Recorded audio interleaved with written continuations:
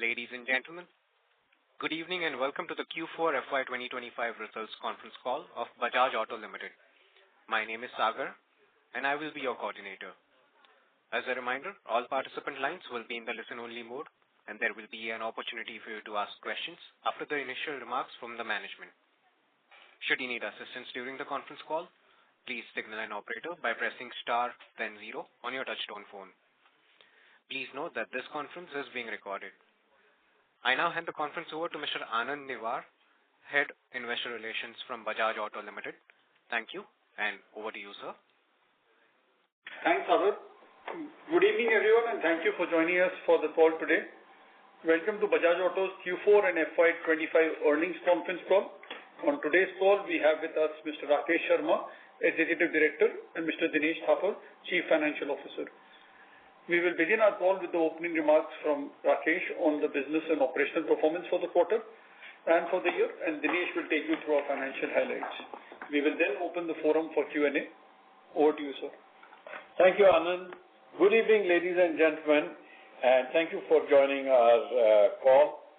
FY25 has again set new benchmarks, with revenue hitting the peak of 50,000 crore for the first time, EBITDA crossing 10,000 crore milestone, also for the first time, steady margins at 20.2% EBITDA margins for all the four quarters and thus for the year. Profit after tax crossing 8,000 crores, also for the first time. The spare parts business also delivered our highest ever quarter and clocked 18% growth in FY25.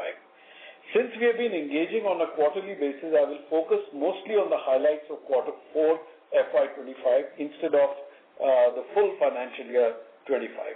With this, let us get into each business unit. I'll start with the exports business unit. The business unit grew volumes by 20% in Q4. As exports recovered, our premium brands, Dominar and Pulsar, posted highest ever volumes in exports, delivering obvious benefits to revenue and EBITDA performance. We monitor the top 30 overseas markets in some detail, as collectively they account for over 70% of the industry in emerging markets. Of these top 30 overseas markets, 26 markets the industry grew, and collectively the 30 markets grew by 26% in quarter 4, which is signaling a very healthy revival. In these markets, Bajaj outpaced the industry growth of 26% and grew by 31%. Latin America is now the largest emerging market region in the world for motorcycles. Here, BAL exports grew by over 18% in Q4 with a very rich mix of over 65% of premium brands of Pulsars and Dominars. Bajaj Brazil recorded its highest ever retails of 7,000 units or so in quarter 4, which is more than the sales in the entire FY24. We had commissioned the Brazil plant with an annual capacity of 20,000 units per annum last July. We have already expanded the capacity to 30,000 units, and there is a plan in place to expand it further to an annual capacity of 50,000 units to be achieved by December this year. Africa and Asian markets are steady, though the uncertain trading environment in Africa means we need to carefully watch these markets and avoid any buildup of stock endangering the exposure of our distribution partners.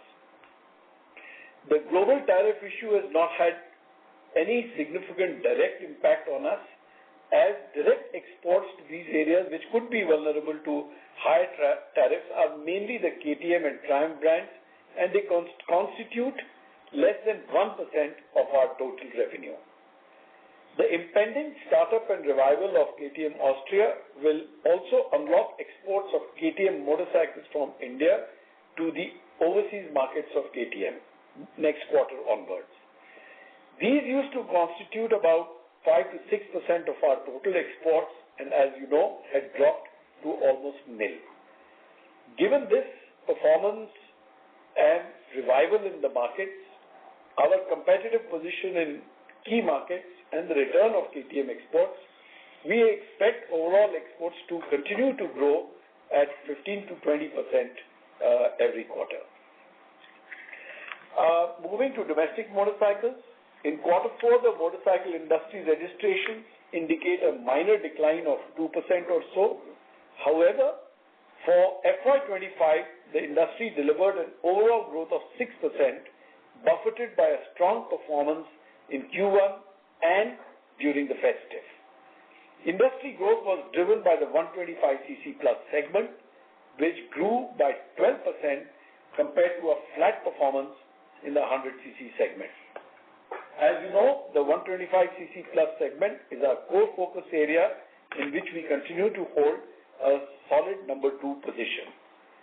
Estimating market share basis Vahan registrations, we have noticed erosion during the year.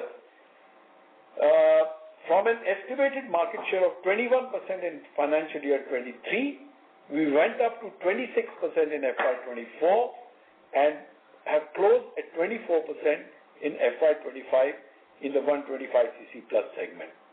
Our countermeasures to reverse this are already in play from April onwards. Going forward, we will continue to drive towards leadership in this segment through our 2 brands, and we have 3 actions outlined for that. First is the rejuvenation of the Pulsar portfolio, which spans from 125cc to 400cc. 6 new Pulsar variants have been launched in Q4 to a good reception. These variants are specifically and individually targeting both the sporty and commuter sub-segments within the 125cc to 200cc class. Alongside, we have recalibrated prices to adjust for latest competition benchmarking post-OBD2 changes. We can already see a sequential growth, though marginal, of share between March and April. On the second action, we are steadily expanding the penetration of Freedom, the world's first CNG motorcycle launched in the 125cc segment. It has already retailed 60,000 units basis its key proposition of 50% cut in fuel costs being adopted foremost by long-distance riders in high pump density areas. We are now very specifically and vigorously targeting this cohort, long-distance riders in high pump density areas, to drive up the penetration of Freedom, which has reached even 10 to 11% of the 125cc segments in some CNG-dense areas like Kerala and Delhi. Both these brands, Pulsar and Freedom, going forward will be strongly supported by respective marketing campaigns targeted at users in all parts of the buying funnel. Overall, we anticipate the industry to continue to grow at 5 to 6% in FY26, again led by the 125cc plus segment, and we will aim for share acquisition based on the above key thrusts. In commercial vehicles, the business continues to stand strong in both ICE and now in the electric vehicle segment.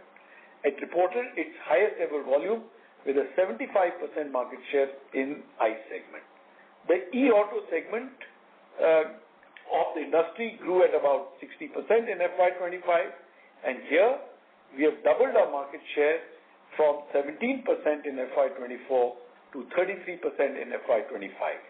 The momentum continues with Bajaj securing the number 1 position in electric autos in April, and I'm told in May till date. A key highlight has been the launch of the GoGo brand.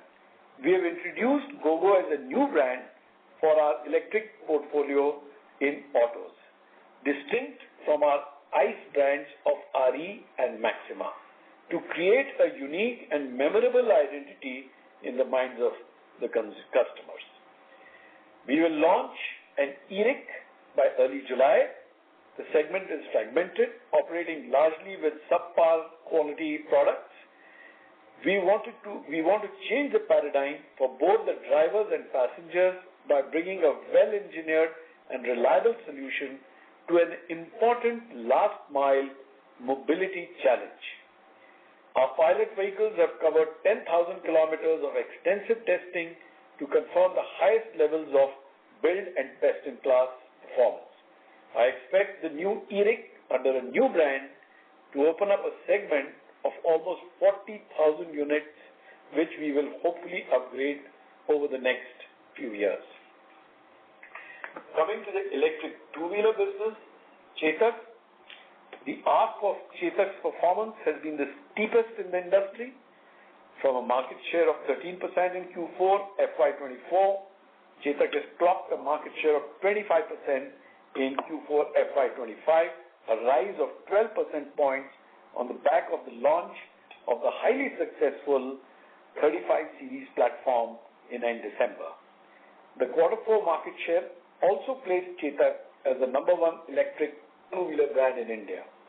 The 35 series is the best Chetak yet, with a higher range, advanced displays, faster charging, and best-in-boot class space, combined with the already popular elegant styling and robust build quality.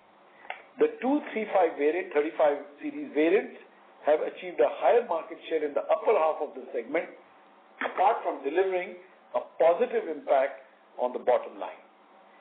With the introduction of the third 35 series variant, which is the 3503 in end May 2025, as well as the impending introduction of a new variant in June as an upgrade to the entry-level and large-selling 2903, where we ceased channel supplies in April 25, the Chetak portfolio will become very potent.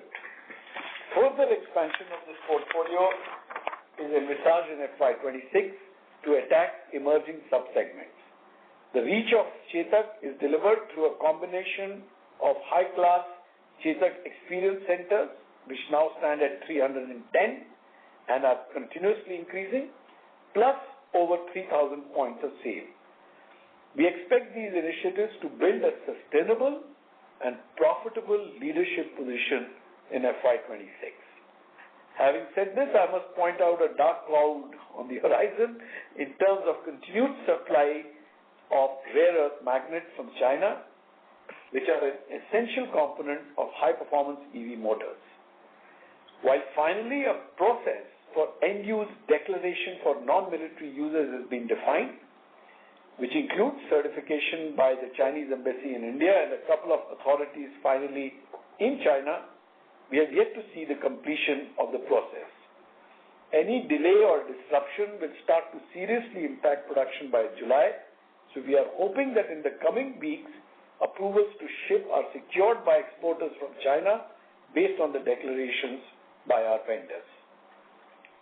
Let me now move to Pro Biking business unit with its two main brands, KTM and Triumph. The premium partnership brands put together hit almost 1 lakh units this year, up 12% year on year. KTM accelerated growth, particularly in second half, basis targeted interventions around product and pricing of Duke 200 and 250, as well as the very well-received Adventure 390, which is setting a new benchmark of performance in the growing adventure segment.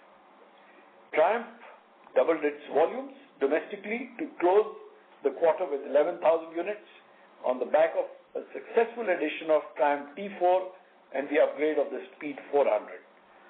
We have also nearly doubled our network year on year, backed by sharp and focused activation in top tier 2 and tier 3 cities. We are now in 100 cities with 136 best-in-class stores. The well-accepted models, the high-class stores, and on-ground customer engagements, you may have come across the distinguished gentleman's ride, are steadily building a differentiated premium franchise for Triumph. I'm sure the developments of KTM at KTM AG are being tracked very closely. The Bajaj KTM Alliance commenced in October 2007. Since then, the alliance has achieved several milestones. The commencement of exports of KTM from India in 2011, which has subsequently reached over 60 countries. Launch of the India-based business based on joint products in 2012, which is now a substantial franchise in India as discussed above. The millionth KTM was produced in Chakan in 2023, and it introduced several industry firsts in high-performance biking.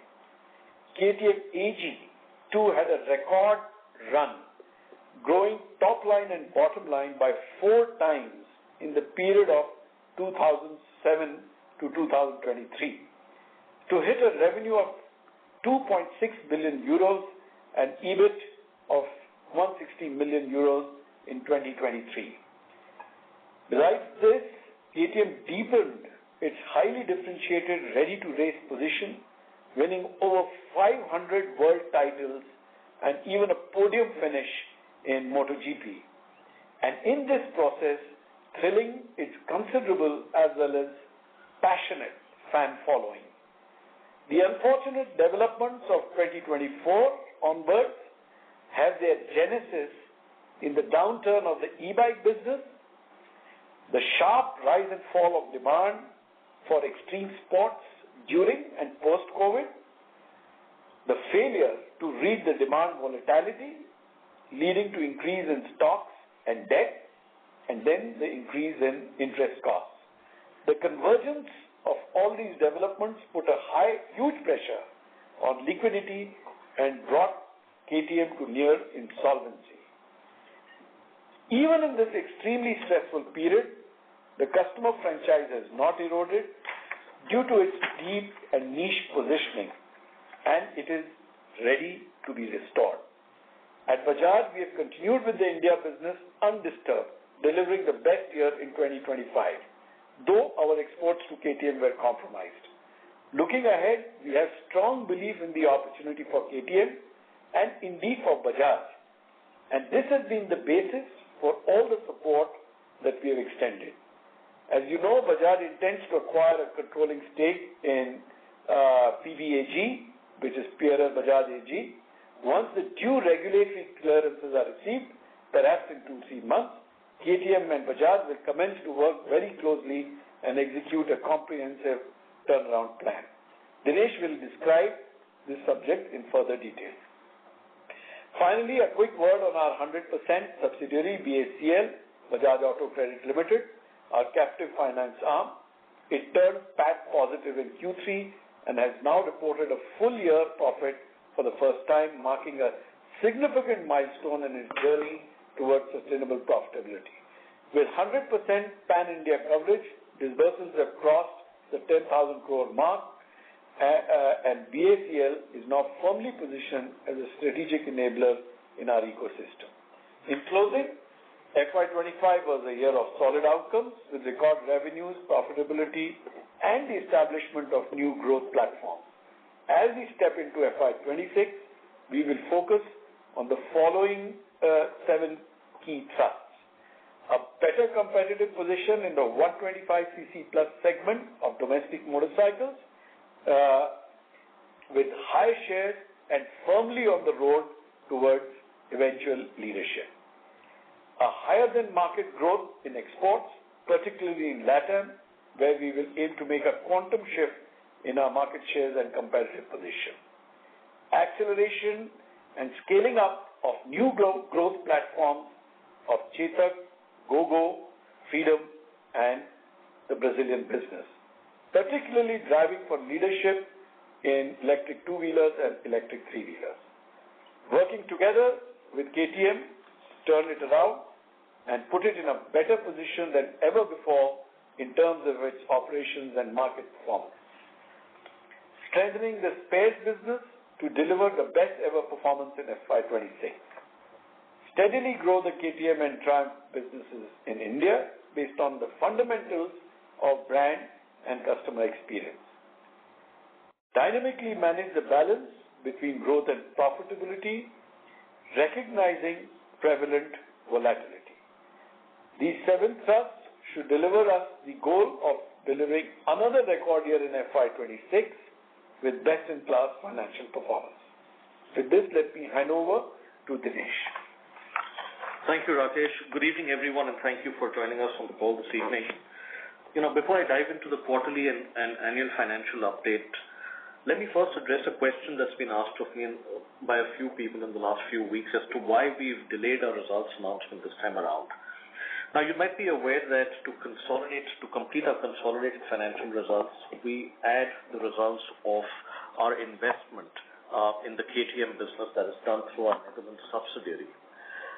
You'd be aware that the creditors of KTM had accepted the restructuring plan and approved it back in February, where essentially a quota of 30% of the claims had to be paid by 23rd of May 2025. At that point of time, the auditors also needed to see the company demonstrate its ability to remain solvent and as a going concern. Until such time that event wasn't completed, they weren't able to close the audit report and report the audited financials.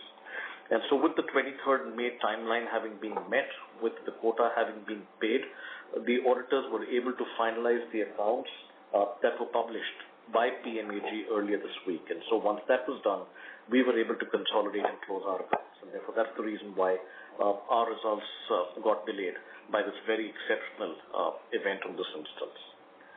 Let me now move quickly to the operating context before getting into the numbers.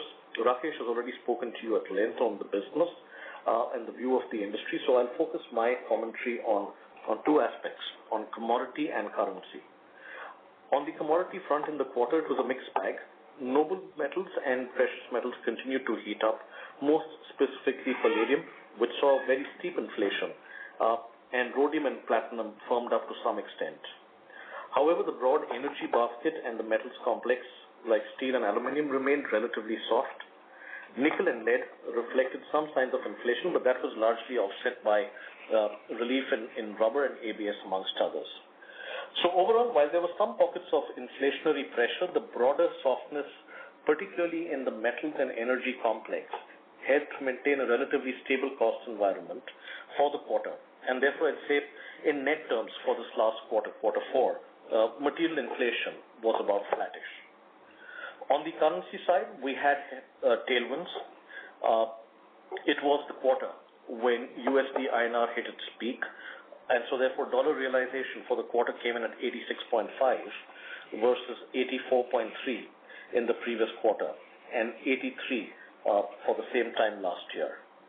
However, the rupee appreciated towards the end of the quarter, as you'd be aware, and that had a slight impact on our financials as we had to restate our receivables at the closing rate. Now, against this backdrop, our headline revenue from operations stood at 12,148 crores, registering a growth of 6% year-on-year. The reason I use the word headline is because the number that we have reported has been impacted by a conscious decision that we were forced to take to really suspend exports of vehicles to our KTM business in the course of this last quarter. However, on the continuing part of the business, we have grown double-digit revenue. That was aided by a mix of improved volumes, better realization, both on currency and price fronts, but largely the former, and a positive product mix that was led by the revenue accretive electric portfolio. On KTM, as I just mentioned, it was a conscious decision that we took to temporarily halt shipments, given the state of flux and uncertainty on the ongoing restructuring process, and essentially not to take any exposure on our receivables. But having said that, this was a call that was taken in the very short term, and with the restructuring process now done and the 23rd May milestone met, we expect to resume exports in the coming months itself. On EBITDA, it came in at 2451 crores. It was up 6% year-on-year. Margins held steady at 20.2%, marking the sixth consecutive quarter of it being above the 20% threshold. On a year-on-year basis, the benefits arising from currency and operating leverage took care of the drop arising from the profitable KTM exports business and higher discretionary costs, notably on marketing. On the electric portfolio in its entirety, the benefit arising from cost reduction that we've been speaking about for some time now along with the accrual of the PLI incentives, which we've been doing quite consistently quarter after quarter that you're quite familiar with, the portfolio now being fully PLI certified has by and large funded for the actions that have been taken to drive our competitiveness in the market, notably on pricing, as the price table across the broader market came off, and the introduction of an affordable variant in many ways, which was a key intervention that propelled us into leadership. Sequentially, margins were flattish, driven by a favorable currency and better economics that we called out at the time of the launch of the new Chetak 35 platform, which took care of operating deleverage and higher discretionary spends. This time, most notably again on brand investments and on jigs and fixtures, as we stepped up the level of innovation capex across the business. Tracking the revenue and EBITDA growth, profit after tax for the quarter stood at 2,049 crores and was up 6% year-on-year. Looking ahead, I'd say on commodity and currency, the environment continues to remain quite volatile. Currency, which was a tailwind so far, appears to be an emerging headwind in this current quarter one, as dollar realizations have started to soften. And given our quarterly dollar-linked sales of approximately 500 million thereabouts, the lower USD INR realization will weigh down on the margins in this near term. On the material cost front, aluminium prices have surged, and there is some firmness on a few lines like steel, ABS, and rubber. These are expected to be partially offset by declines in precious metals, palladium, rhodium, and platinum. However, I expect that on net terms, we expect the quarter to see some amount of commodity inflation in net terms. And added to this is the cost impact of the OBD2 norms that have been rolled out from the start of this quarter. So cumulatively put together between material cost inflation and the rollout of the OBD2 norms, we're seeing a material cost impact that could add up to anywhere close to 1 percentage point. As for pricing, we have been selective in our approach, taking pricing up in parts of the portfolio and dropping prices in parts of the motorcycle business to really revive the competitive growth momentum that we've been seeking. The pricing outlook for the quarter, therefore, could be anywhere between 30 to 50% of the overall material cost impact. Now, that's the quarter. Let me, since this is the last quarter of the year, let me also spend a couple of minutes to wrap up the year, and you've seen this detailed in our press release. Let me start by saying it's been another landmark year of performance with financial metrics all setting new benchmarks. Revenue from operations crossed 50,000 crores for the very first time, registering a 12% growth year-on-year. Underpinning this, as you would recognize, is the very versatile nature of our business, and we've been talking about this, and this has been demonstrated yet again. The very versatile nature of our business that has driven the resilience of our results. If you recall, same time last year, we had said that we had delivered a record performance, and that was largely built in the back of a buoyant domestic business, whilst exports remained subdued. This year, we started the year with a strong domestic momentum. Exports were a bit slow in the first half of the year, but then the story flipped in the back half. Domestic demand slowed, and exports accelerated sharply. And so we've now had another year of record performance, but very differently driven from the previous year. Building on the strong operating performance, EBITDA for the year crossed a major milestone, exceeding 10,000 crores, closing at 10,101. Margins held steady right through the year, while closing 40 bips higher on a full year-on-year basis. And what you must recognize in this is the fact that the electric vehicle portfolio has moved from being under 10% of our revenue, domestic revenue, to nearly 20% on a full year basis in the course of this current year.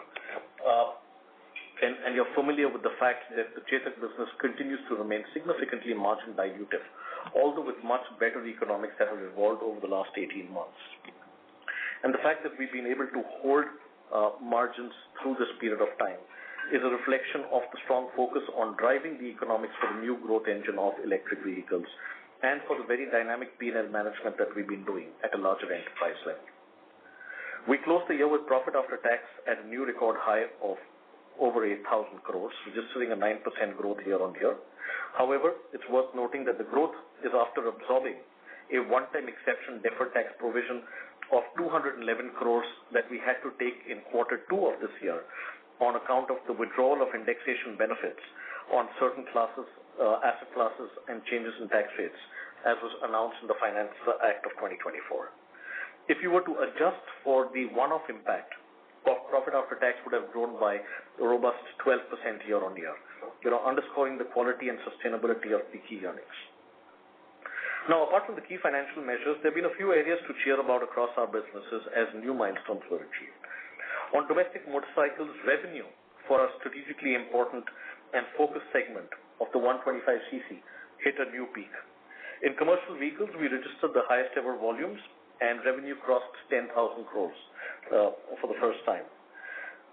Notably, the electric three-wheeler business, which is under 2 years old, has rapidly scaled up to being 20% of the commercial vehicles revenue and hearteningly achieved leadership in the course of the current quarter.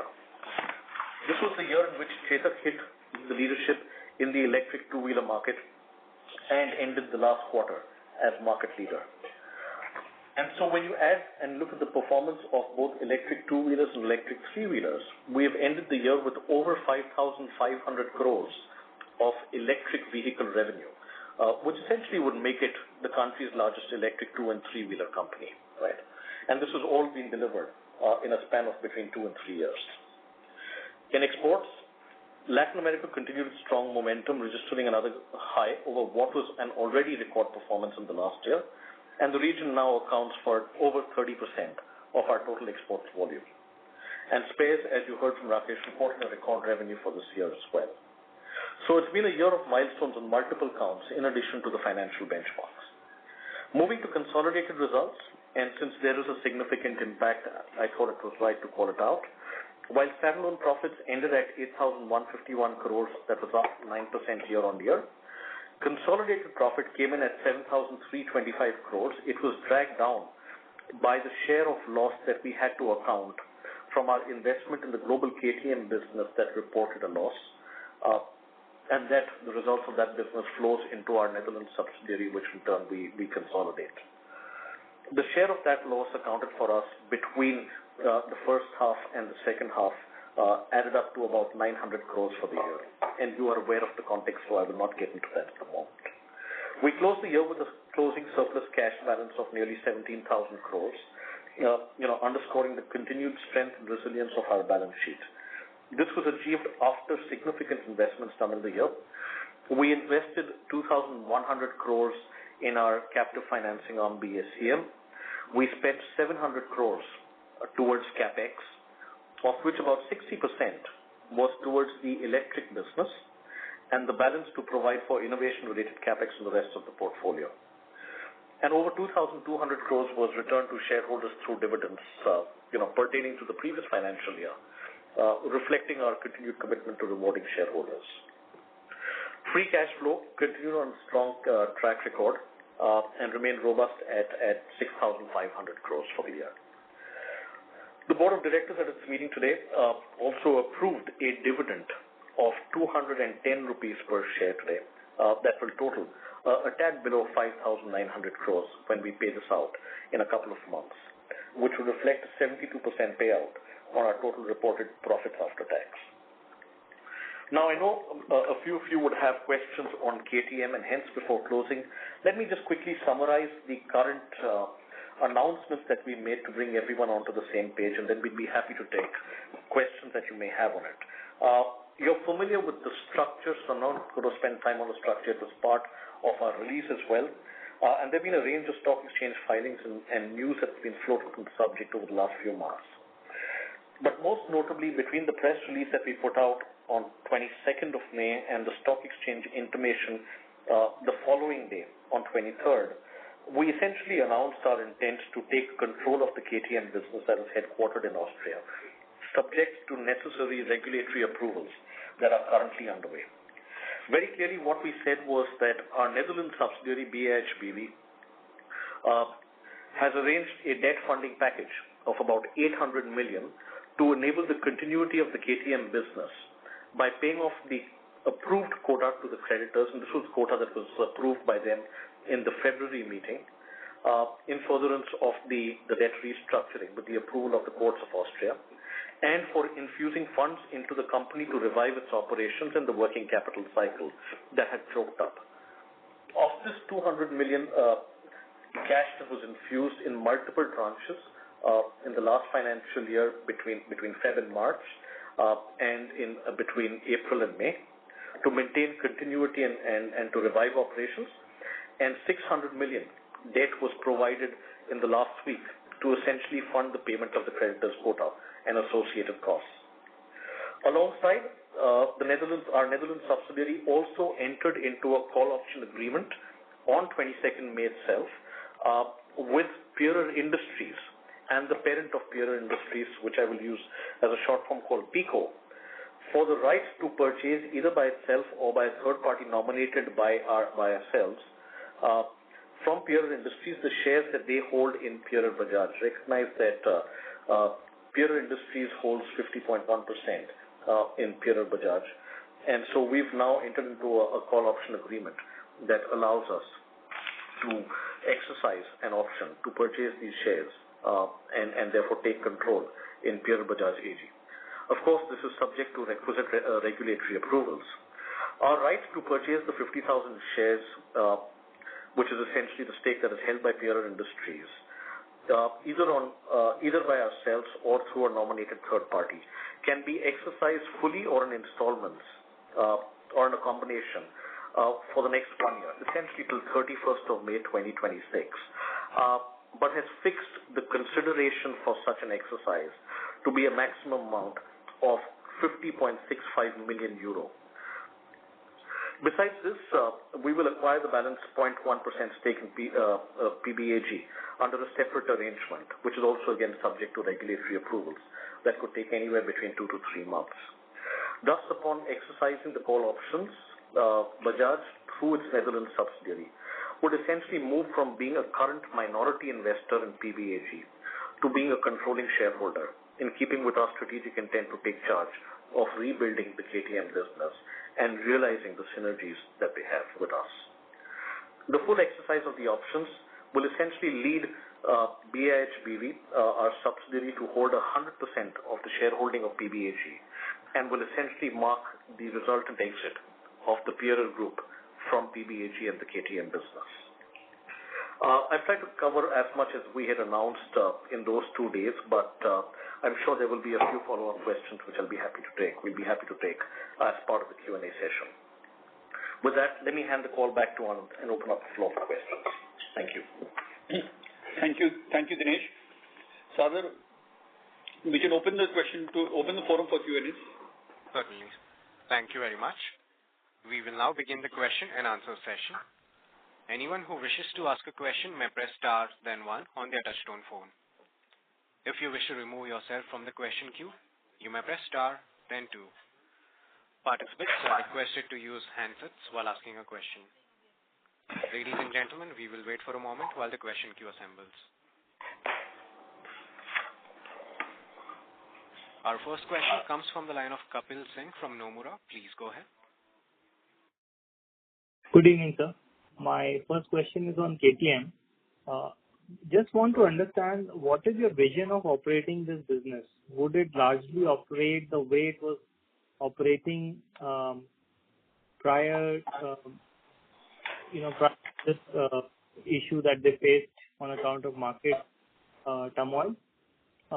In the sense that the production and the production will continue as it is, or are there any guarantees for manpower to continue as it is? So that's one part, and the other part is from a capital requirement perspective. How soon do you think KTM will be in a position to service the debt that we have provided them? And is there need for more capital in terms of working capital or capex requirements for the year till they come back? Thanks, Kapil. And I'm going to draw reference again to the press release that we put out, because I think we have to be very mindful that there is currently a process of regulatory approvals that is being sought, and so therefore we have to be mindful till those will come in place. We cannot give effect to our getting actively involved at the moment, but it is very clearly our intent, as regulatory approvals come through and that part of the hoop is crossed, to look at this very, very differently. We've decided that we would take charge, and that is the message that we sent out through the announcement that we put out on the 22nd. Looking at control of the enterprise very clearly, we will initiate a revamp of the entire governance framework, as were to happen at that point of time. There will be a full-fledged work stream that will be put up, which was essentially to leverage the experience and expertise of the Bajaj system and the Bajaj ecosystem, that will be aimed at restoring the momentum and competitive growth of the business, as well as driving the financial viability, looking for synergies in procurement, in component sourcing, in production, right?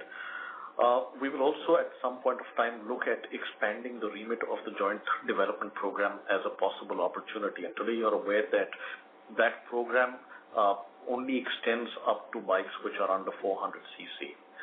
But there is clearly an opportunity to be able to expand that all the way up, let's say, the 990 in the immediate term horizon.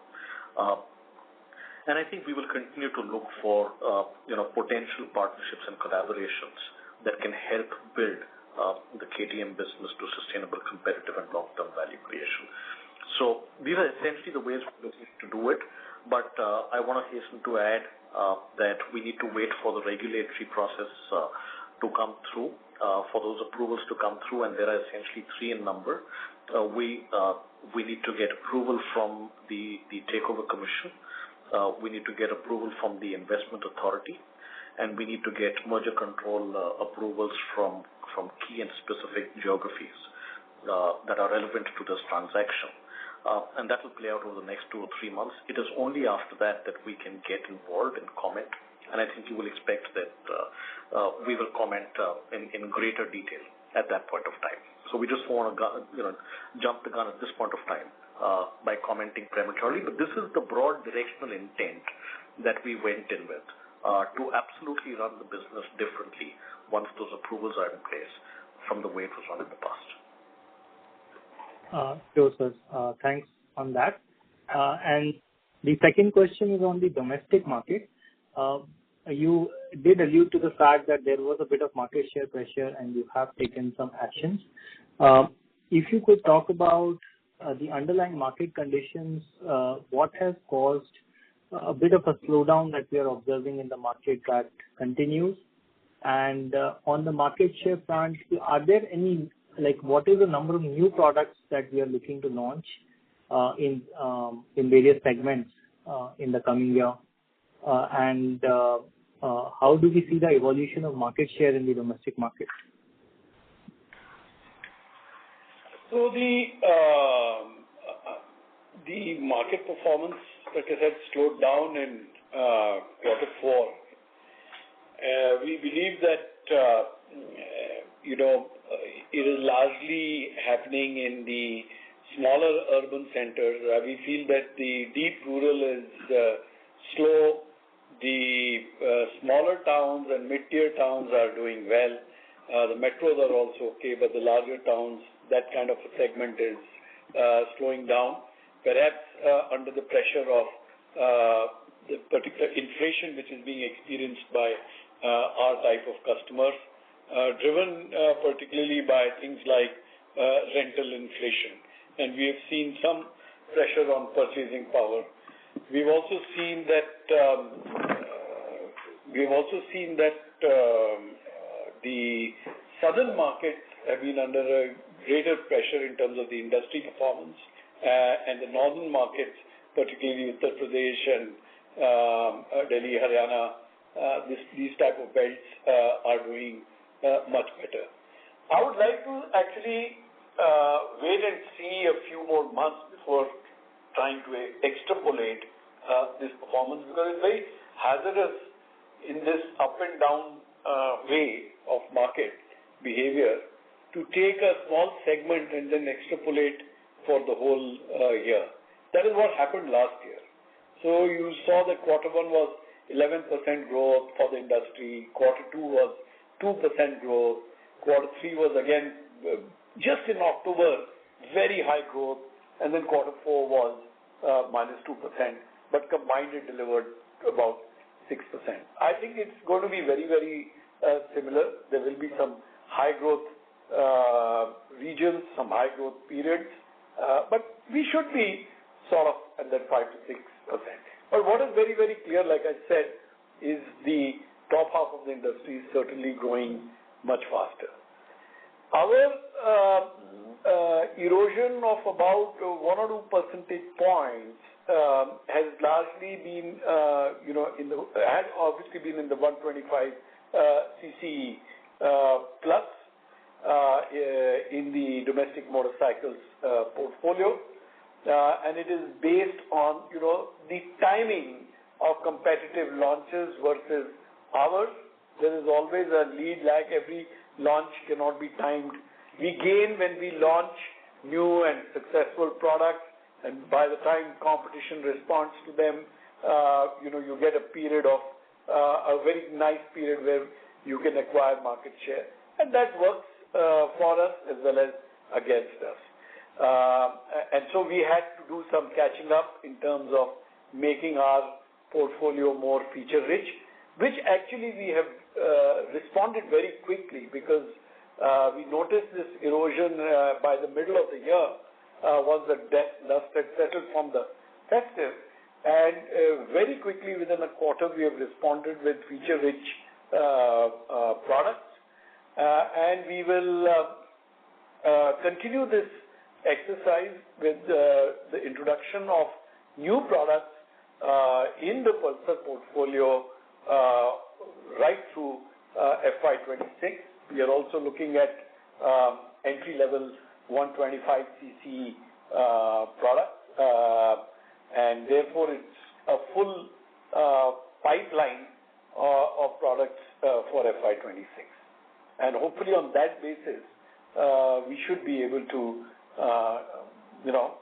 start increasing market share. We're in a solid second position, which is, I think, 1.3 times more than the third and the fourth guy.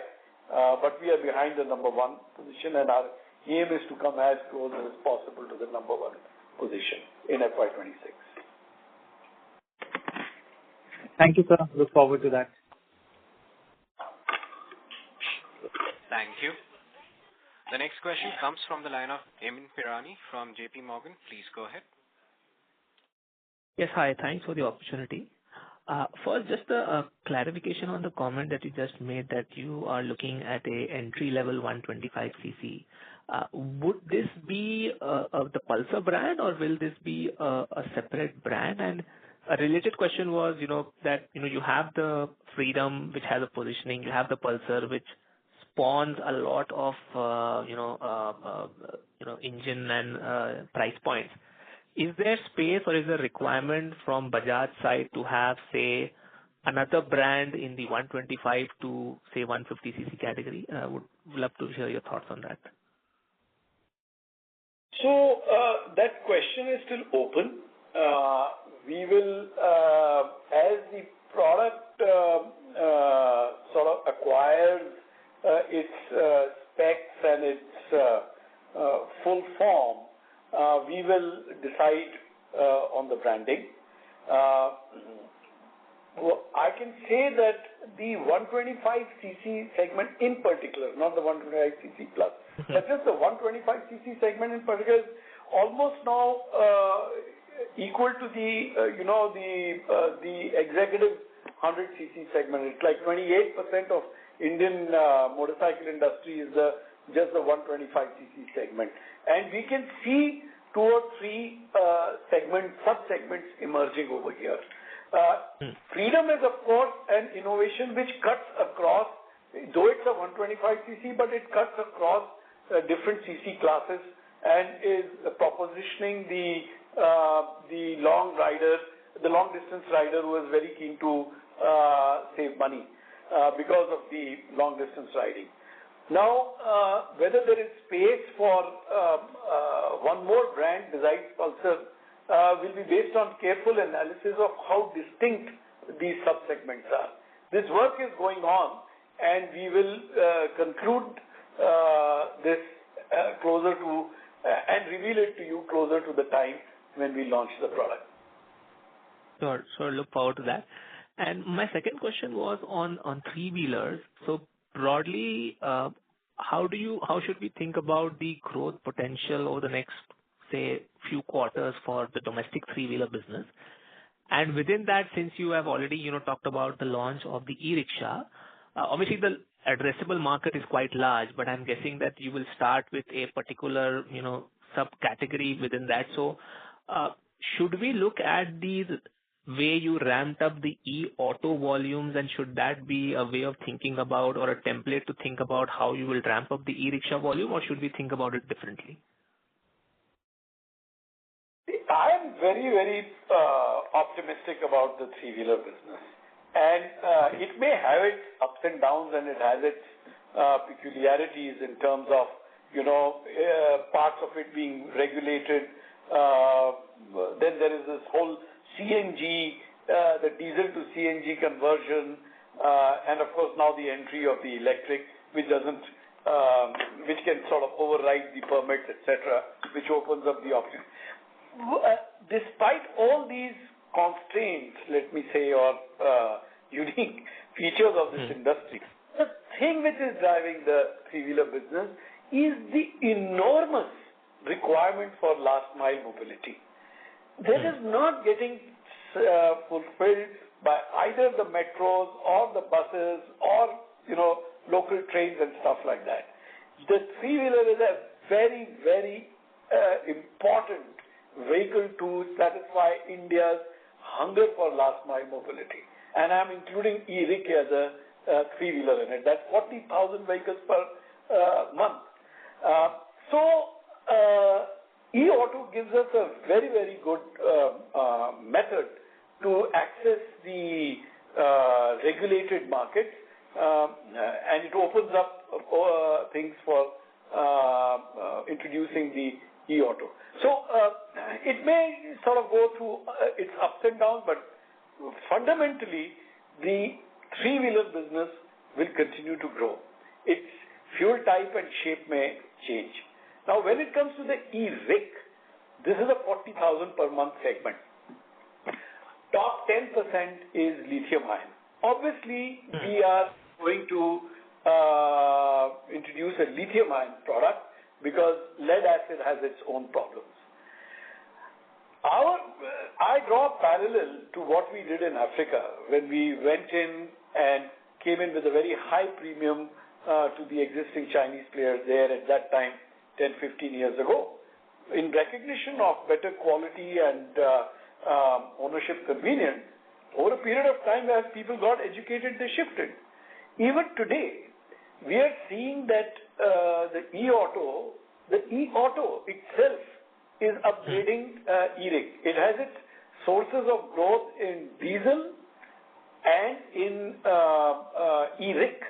And we can see 1/3 of the growth of e-auto is being driven by people who are second-time buyers, end-of-life drivers of e-ricks. So, by placing a good quality e-rick, which has its own unique proposition in terms of size and payback and number of passengers it carries, and its access in narrow streets, we feel that we should be able to upgrade the balance 90% also. But this obviously will take time. This is not like something to be plucked, right? It will require, it requires a brand with our kind of reach, capability, and a very good product to progressively upgrade the entire, our eyes are set on the entire 40,000. So, but I'm not saying that will happen as soon as we want. FY2026 will be a year of observation and a year of building a base. It will not be the year of solid scale-up. We will see quarter on quarter how it goes, but really our eyes are on the 40,000.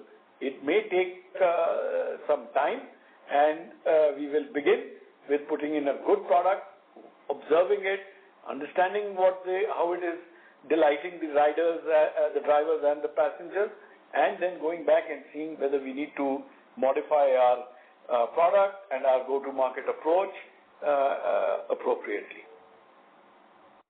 Thanks for that. I'll come back in the queue. Thank you. The next question comes from the line of Gunjan Prithyani from Bank of America. Please go ahead. Yeah, hi. Thanks for taking my question. Just to follow up on this three-wheeler discussion, I mean, there has been some recovery that we've seen on the export side, right? And this did see a lot of drag over the last couple of years. So anything, in terms of the rebound of the business that you can talk about. And there's an interesting comment that you make that the business saw double-digit revenue growth in Q4, despite if I look at the volume growth, I think it was about 4-5%. So I'm just trying to understand, if I look at fiscal 26, is it fair to say, given that, EVs are fast growing within the three-wheeler piece, can revenue growth be double digits still for fiscal 26? I mean, both exports plus EVs put together. So you asked lots of questions, and that it seems to be a bit rare. The rebound or the growth in three-wheelers in exports is largely the result of Asia and little parts of Africa, Ethiopia, etc., coming back, and particularly Asia, coming to growth areas, some places like Mexico, etc.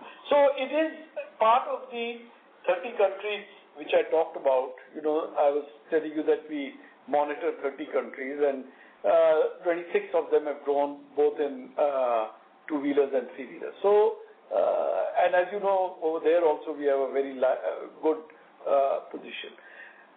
Obviously, with the higher growing component of the electric business, it buffets up the top line and beyond the volume growth. But the mix, the overall, how FY26 pans out in terms of the volume versus value growth depends also a lot on the rise of Africa. Right now, Africa is steady. Like I told you, it is not going down, it's not going up, but we can see that it is still tentative, and were it to suddenly rise, then it has an adverse effect on the volume to value ratio. Got it. And the second question I had, Dinesh, was on the margins. I think clearly, a good gross margin improvement in this quarter. You did call out, FX and Chetak profitability. Can you talk a little bit more on how the contribution margins or overall platform profitability of Chetak stacks up now? And, how should we be directionally thinking about the business, e-two-wheeler business profitability? Okay. Yes, Gunjan, I think it's been significant progress if I just look at it from a 12 to 15 month horizon of where we were. We did not have at that point of time contribution break-even in sight. We've got to a situation now where with the launch of the 3.5 series, and everything that's followed ever since from December onwards, I'd say we are now very close to line of sight on being EBITDA break-even. Yeah, but that is subject to a big if, which is the fact that pricing needs to hold steady at these levels, because you know that over this last horizon of the 12 to 15 months, market level pricing has come off. But let's for a moment assume that that is the case. I would say now with 3.5 series, we're probably a whisker away from getting to EBITDA level break-even, with the PLI being accounted for the way we have consistently been doing for this last year. That's where we currently stand. From what was possibly a very significant bleed, we've now come to line of sight of being nearly break-even. But I always, every time I get asked this question, the way we think of it, I think we are also starting to think of it as, once we look at the unit economics from an electric scooter perspective, we also look at it as now how we're doing on the overall profit pool for the electric business. And that has moved from being, a few 100 crores of a loss about a year ago to a marginal profit situation right now, on the back of both improved unit economics of the Chetak scooter, but also the scaling up of the electric three-wheeler, which is now becoming quite material and significant in the overall scheme of the electric business. And how do you see that going forward? Like, how significant can be the improvement from current levels? Yeah, I think the journey on cost rationalization continues unabated. So therefore, there is already work underway on looking at the next level of savings, as it were. So directionally, we continue to look for the opportunities to move costs down even further. PLI, I imagine, will be quite consistent in the course of this year because that's not changing, as it were. Pricing, anyone's guess, but if we made the assumption that pricing is going to hold constant at these levels, it then really comes down to cost savings, which we will continue to do. But with the new platform having been launched only in December, I expect the next flush of cost savings to only come towards the later part of this current financial year. Okay, got it. Thank you so much. Thank you.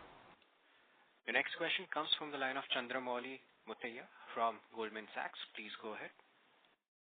Hi, good evening, and thank you for taking my questions. My first question is just on the prepared remarks. I think you made a comment that you expect 5 to 6% industry volume growth in FY26.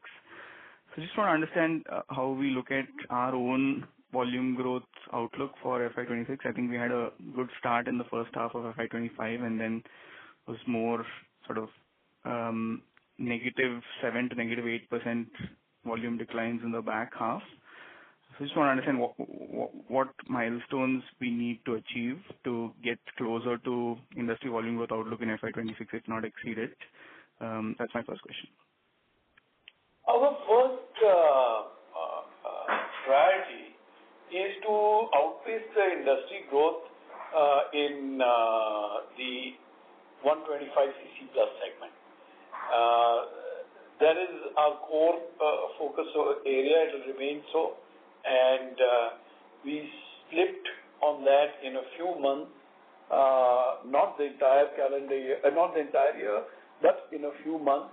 And we have, for the reasons I explained, we have taken countermeasures that squarely in our target. And I cannot tell you exactly how much we will outpace the industry by, because again, the industry, like I said, is going to be like a snake in the tunnel. It's not going to be linear, so it's going to be up and down. But we will hopefully, over a period of time, not month on month or like that, but let's say every quarter, every 4 or 5 months, when we take stock, we should be ahead of the 125cc plus industry growth rates. Got it. And just related question on volumes, I think in the prepared remarks you'd mentioned that you expect a 15 to 20% growth visibility on exports. Could you just clarify what time frame you have line of sight on that? Is it sort of 6-month period or the full year, given where inventory levels are in the export market? The inventory levels are pretty much in good shape. Maybe there are a few markets here and there. But what I said was that every quarter we expect to be between 15 to 20% up over the same quarter in previous year. Got it. That's helpful. My second question is on the rare earth metal issue. At this stage, it appears that most auto companies in India are reasonably well stocked on inventory up to mid or end July, but beyond that, most companies don't seem to be as sure. So just want to understand what your thinking is based on the latest updates on the processes that are being followed and the negotiations between the Indian government and the Chinese government on rare earth metal supplies, given that China controls almost 90% of supplies here? Well, there is no particular negotiation. The process for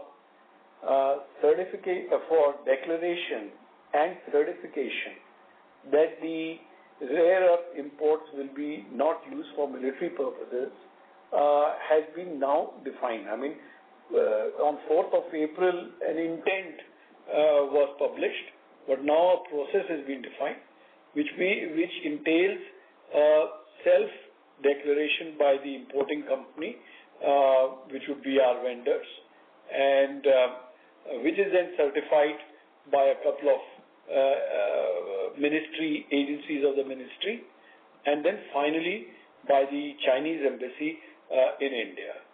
With these, the certified declarations are sent to China, where there were two-level certification or two-level approval, one by the provincial government, which has the exporter, to which the exporter belongs.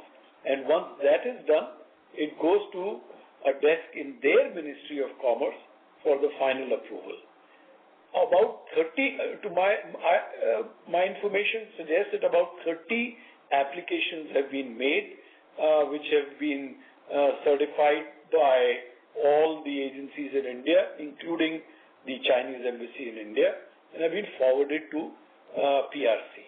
We have to wait to see whether there are any questions, how much time it is going to take, and how smooth it's going to be, etc.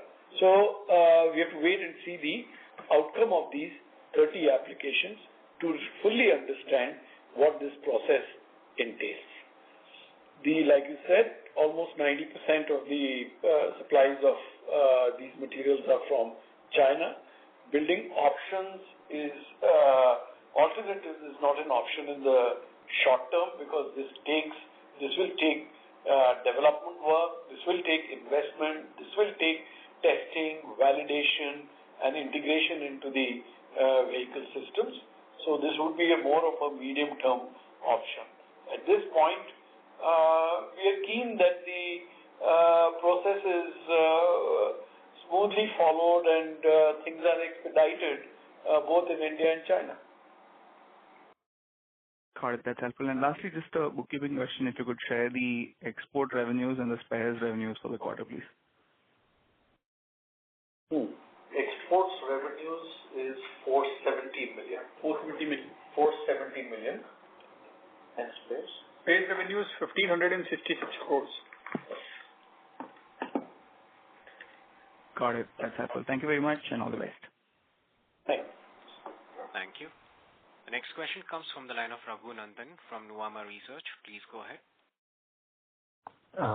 Good evening, sir. Thanks for the opportunity. Firstly, on KTM, you are working towards normalizing the international operations, inventory reduction, and even production commencement in CY25. Would you expect things to turn around in CY26 with better sales resulting in a positive EBITDA? So, Raghu, we've not started working on it as yet. We're still going through a process, and I want to keep calling that out because it is a regulatory process that we are bound by. It is our intention to get started once all those approvals are in place, and then there's a full turnaround plan, knowing fully well what the diagnosis of the issue is and where the opportunities lie, that will be put into action. With that happening, I imagine we will be past the middle of this year, and so it is our intention to try and get at least the first set of results to start showing up in the next calendar year once that plan is put into place. So CY25 will be a year of bringing back continuity, because you know that production had stopped in December. It came on for a bit and then went off again. It is about reviving the engagement, the partnership with customers in the extended ecosystem. It is about ensuring normalcy in operations setting in. And then, of course, a new way of working, a collaboration kind of setting in once approvals are in place and we can actually get in. So much of this year will be gone, but it will have at least started the process, and we should start to see the first set of those results reflect in possibly calendar 26. Thank you, Dinesh. Second question to Rakesh, sir. Sir, thanks for sharing the industry growth for exports, which is 26%, very strong. Trying to understand the growth drivers, we keep hearing macro challenges, adverse currency, fall in crude prices. Despite all this, exports are growing strongly. What is supporting this 15-20% growth expectation? How do you see that? Thanks. See, the 26% growth which I said was just to make that point very clear to you, is on the top 30 countries, which account for 72 or 75% of the industry. So first, I just wanted to get the math right, but yeah, you can assume that 26%. Now, this 26% growth is really on a base which sort of had got hurt first by COVID and then by the extreme volatility of the currency in many countries when the dollar went through a phase of getting stronger, and that resulted in devaluation in many emerging markets, leading to retail inflation and depression of demand. So as things stabilize as the country, it's not about the devaluation or the appreciation. What happens is that most countries seek steadiness, certainty, and there has been a period of steadiness in the currency movements, at least, as also in the macroeconomic condition, which has allowed people to digest the new prices and get back to the normal routines, and which goes beyond the motorcycle industry. And that is what that secure environment, coupled with the fact that in most countries the penetration of two-wheelers and three-wheelers is very, very low. Outside of ASEAN, India, and China, Africa, Latin America, Middle East, all these places, the penetration of two-wheelers is very low. And that is the fundamental driver for increase. I mean, today, for us, for example, Mexico is a very, very large market. If you look at Mexico 10 years back and look at the two-wheeler industry now, Mexico is the second largest market for two-wheelers after Brazil. So, and that is all being driven by the increasing penetration of two-wheelers per thousand population.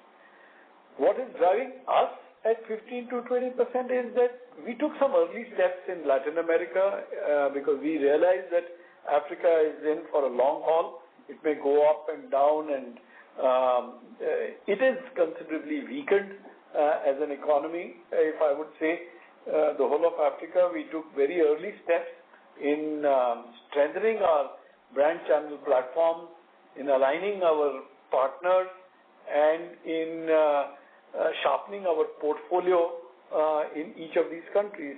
And therefore, we have very good competitive positions. In the sports segment, we are number one in Mexico, number one in all 5 countries of Central America, number one in Colombia, number one in Argentina, number one in Peru. And these things come very handy when the markets start to revive. And so I would say a large part of this, and now I'm also seeing parts of South Asia, for example, Sri Lanka is now experiencing, you know that we had a very strong position in Sri Lanka. And today, as the Sri Lankan market returns, 80 to 85% of that benefit is being reaped by us. So I would say that some early anticipation in Latin America, strong positions in many of these new markets where revival is there, and I would say the addition of the return of the KTM exports, as we are expecting in Q2, hopefully, all combined to make us feel that, yeah, we can aim for a 15% growth in the quarter, 15 to 20% growth in quarter-over-quarter. Thank you, sir. Very helpful. Thank you. The next question comes from the line of Vipul Agarwal from HSBC. Please go ahead. Yeah, hi. Thank you, sir, for taking my question. So you highlighted about CNG penetration, basically market share in 125cc about 10-11% in certain regions. What would be these regions? And like what is basically, is it just the pump density which is impacting the CNG sales, or there is something else to it, like maybe performance or power performance on the CNG bike? The product acceptance is fantastic. 60,000 bikes have been retailed. And if you, obviously we do surveys, and most of the people have a very high acceptance of the product and actually delight with the product, and particularly the savings it is supposed to deliver. We are encountering two issues in the development, in the scaling up of Freedom. The number one issue is the anxiety of not having enough pumps. And therefore, we are finding a very clear correlation between those places. Now, let's say Bihar may be having a lot of pumps, but the density of pumps is what is more important. If the pumps are spread out over a large area, the customer gets obviously anxious about being stranded in an area which doesn't have a pump. And therefore, we are finding adoption is very slow in these areas. But Kerala, as you know, Kerala is a very, in any case, geographically tight. Delhi, these places, the pump density is good. And we are finding that Freedom is acquiring 6 to 10%, 11% penetration in these areas. The second issue which we are encountering is the filling pressure. This is a 2 kg pump tank, and it's supposed to deliver about 200 kilometers with the full condition. But some of these pumps do not have the right kind of pressure, as a result of which the tank is underfilled and the range gets compromised, and that becomes an issue with long distance riders.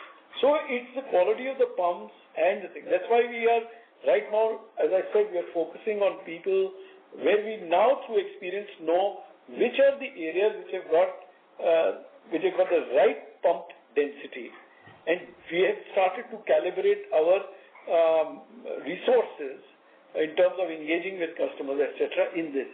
This has been the learning over the last 3-4 months, that it takes a while to understand this, and now we are using this learning to have very selective targeting in these geographies to these cohorts which are long distance riders.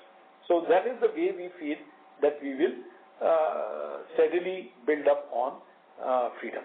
But whoever is using the product is experiencing a good amount of savings. Understood. That's all really helpful.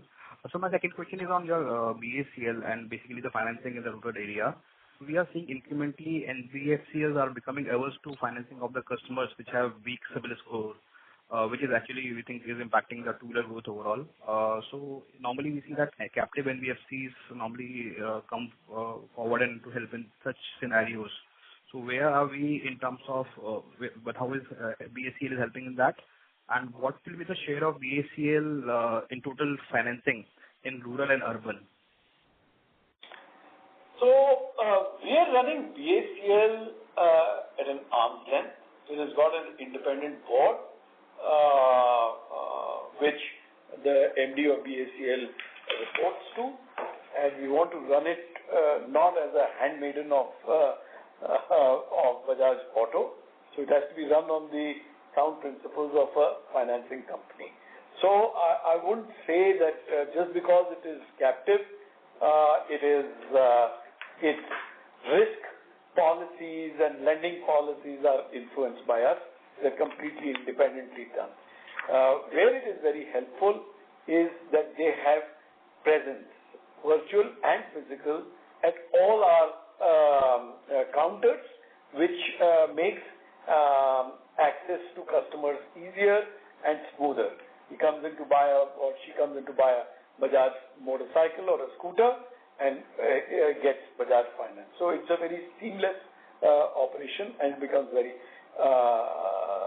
smooth and friction-free. But in terms of, like I said, the risk policies and the credit assessment of the customer, this is done absolutely independently and by sound principles. I've heard this question being raised by others also, that there is a sudden tightening, and we know from our understanding of competition that has been contributory to sort of hitting the industry a little bit. But I must point out that both BFL and BACL, we never work with them on any subvention basis. So we have not provided any subvention to them to, give looser sort of loans. And therefore, there was no need between Q2 and Q3 and Q4 to suddenly pull back. There was no pulling back from Bajaj Auto side opposite BACL, and BACL continued to follow its own risk assessment process. So therefore, we haven't seen much of a change. The penetration of BACL in motorcycles is about 40% and about 50% in three-wheelers. Thanks a lot for that, sir. Really helpful. Thank you. Ladies and gentlemen, we'll take the last follow-up question from the line of Eamon Pirani from JP Morgan. Please go ahead. No, thanks for the opportunity again. My question was also related to, the financing business. Can you just remind us how much money you have already invested, and is there a broad number that you can share for fiscal year 26? And also, if you could share the book value or the net worth of the business, if you have it handy. So, the total capitalization from the time we started the entity is 2,400 crores, of which 2,100 crores has gone through this last financial year. Capitalization needs for this business, I expect, will play out for the current financial year to FY26, and it would be close to about anywhere between 12 to 1,400 crores more, as we expect, as the book goes up, because this is the year in which we will have the full national footprint for the full year. If you recall, last year we were building up the book.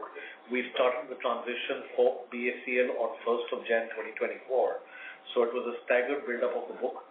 The book ended up with an AUM of about 9,500 crores. Okay. That's it. Thank you. Yeah, and I think you had a question on net worth. So it is, just capital of about 2,400 crores that we put in, and losses have essentially got recouped because the year has turned a profit of about 6